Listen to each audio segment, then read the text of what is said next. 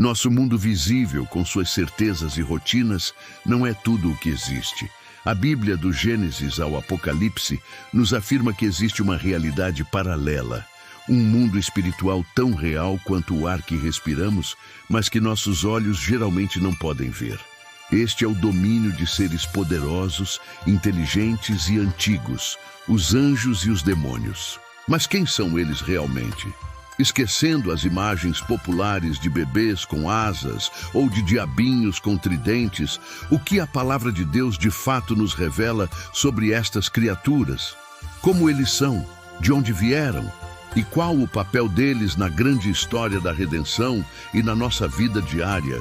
Hoje, vamos puxar o véu que separa os mundos. Vamos mergulhar nas Escrituras para entender a verdade sobre a hierarquia dos anjos, a trágica origem dos demônios e a realidade da batalha espiritual que é travada todos os dias pelas almas dos homens. Prepare-se, pois entender esta guerra invisível é o primeiro passo para saber como lutar e vencer nela.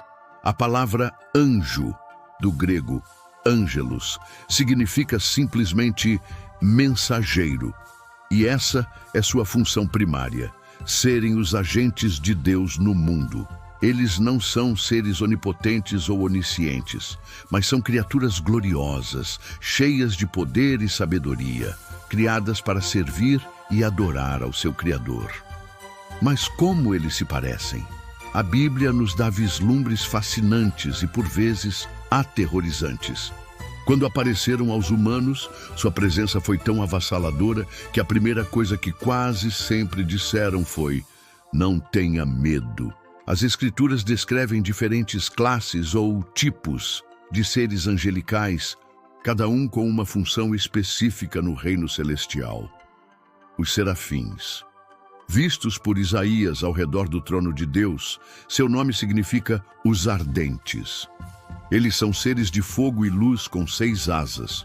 Com 2 cobrem o rosto em reverência, com 2 cobrem os pés em humildade, e com 2 voam, clamando incessantemente: Santo, Santo, Santo é o Senhor dos exércitos. Eles são os guardiões da santidade de Deus.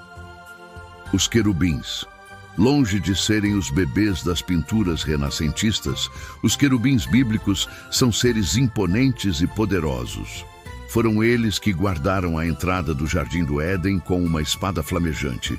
Ezequiel os descreve com 4 faces: de homem, de leão, de boi e de águia, simbolizando a totalidade da criação de Deus.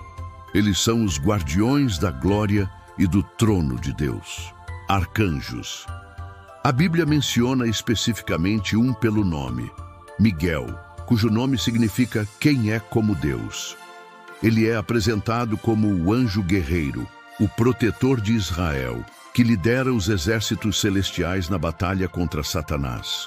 Além desses, existem multidões de outros anjos, tronos, dominações, principados e potestades, formando um exército celestial perfeitamente organizado, pronto para cumprir a vontade do Pai.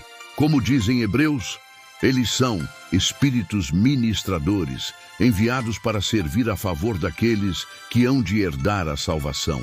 Eles nos protegem, nos guiam e batalham por nós no mundo invisível. Se os anjos foram criados perfeitos, de onde veio o mal? De onde surgiram os demônios? A Bíblia nos aponta para um evento catastrófico que ocorreu antes da fundação do mundo: uma rebelião no céu. Textos como Isaías 14 e Ezequiel 28 nos dão um vislumbre da história de Lúcifer, a estrela da manhã. Ele era possivelmente o mais belo, sábio e poderoso de todos os anjos. Um querubim ungido, perfeito em seus caminhos desde o dia em que foi criado. Mas a beleza e o poder corromperam seu coração. O orgulho nasceu dentro dele. Ele olhou para sua própria glória e a desejou para si. Ele disse em seu coração: subirei ao céu, exaltarei o meu trono acima das estrelas de Deus, serei semelhante ao Altíssimo. Essa rebelião não foi solitária. Apocalipse 12. nos diz que o grande dragão, a antiga serpente, chamada Diabo e Satanás, foi lançado na terra, e os seus anjos foram lançados com ele. A tradição interpreta que ele levou consigo a terça parte dos anjos do céu. Estes anjos caídos são o que conhecemos como demônios. Eles não são almas de pessoas mortas ou criaturas mitológicas. São seres angelicais que, por livre escolha, seguiram a Lúcifer em sua rebelião e foram expulsos da presença de Deus. Eles perderam sua glória, mas não seu poder. Agora, liderados por Satanás, seu único objetivo é se opor a tudo o que Deus faz, e principalmente enganar, acusar e destruir a humanidade, a coroa da criação de Deus. Desde a queda, essa guerra que começou no céu se transferiu para a terra. E o campo de batalha principal é a mente e o coração do homem. É importante entender, a batalha não é entre Deus e Satanás como se fossem forças iguais. Satanás é uma criatura e já está derrotado pela cruz de Cristo. A guerra que vivenciamos é a luta de um inimigo vencido, que tenta levar consigo o maior número possível de almas. E ele usa táticas específicas, como nos alerta o apóstolo Paulo em Efésios, capítulo 6. A batalha é na mente. O inimigo lança dardos inflamados. São pensamentos de dúvida, medo, acusação, mentiras e tentações. Ele quer construir fortalezas em nossa mente, padrões de pensamento pecaminosos que nos aprisionam. Ele explora nossas fraquezas. Ele ataca nossas áreas de fraqueza, seja o orgulho, a luxúria, a amargura ou a incredulidade. Ele é o pai da mentira e um mestre do engano, fazendo o mal parecer bom e o bom parecer chato ou restritivo. Seu objetivo é separar.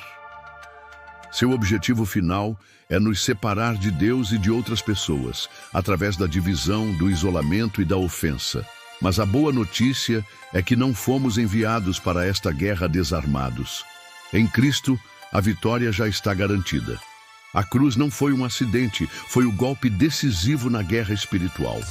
Colossenses 2,15 nos diz que Jesus, na cruz, despojou os principados e potestades e os expôs publicamente ao desprezo, triunfando sobre eles. Por causa disso, nossa posição não é de vítimas, mas de vitoriosos.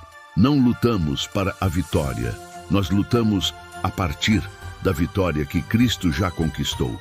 E para vivermos nesta realidade, Deus nos deu uma armadura completa.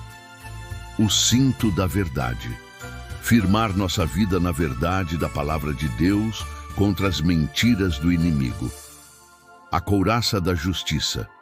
Viver uma vida reta, protegendo nosso coração das acusações. Os sapatos do Evangelho da Paz.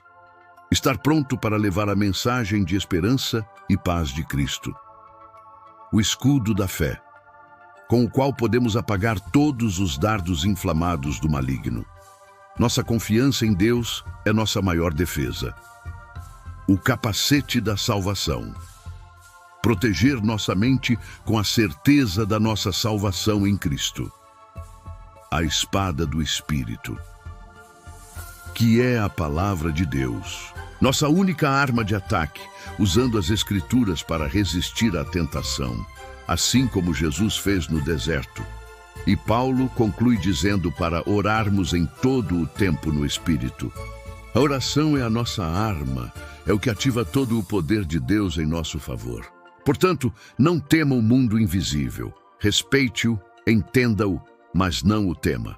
Pois, como disse o profeta Eliseu, mais são os que estão conosco do que os que estão com eles. Em Cristo Jesus, somos mais que vencedores, e as portas do inferno não prevalecerão contra a sua igreja.